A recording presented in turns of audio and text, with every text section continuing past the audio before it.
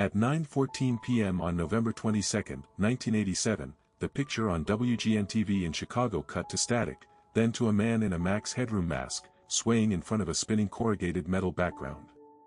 He said nothing intelligible. The station's engineers scrambled, switched frequencies, and knocked the signal off the air in under 30 seconds. They assumed it was a one-time prank. They were wrong.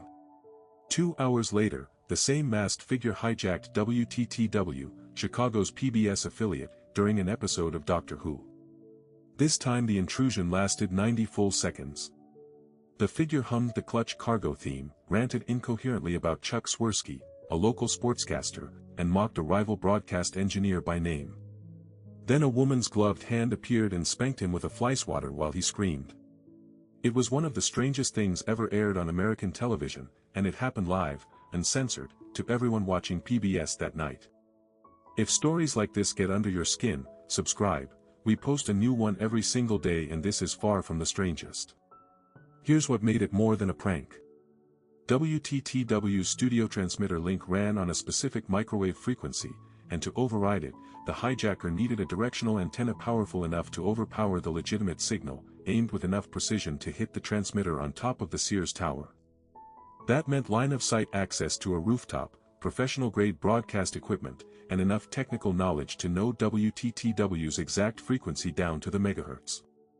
This wasn't a bored teenager with a radio.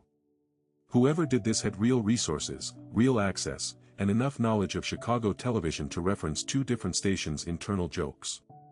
The FCC opened a formal investigation. The FBI got involved. They interviewed engineers, technicians, and hobbyists across the city.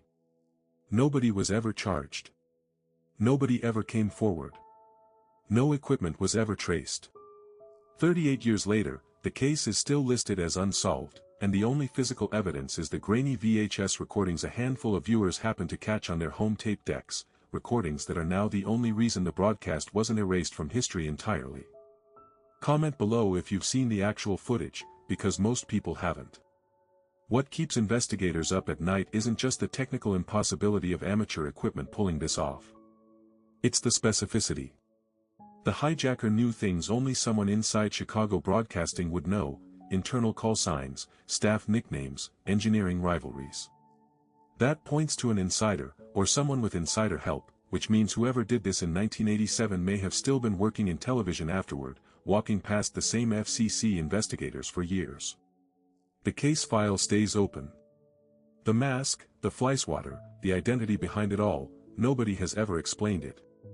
Hit the bell so tomorrow's story lands in your feed the second it drops.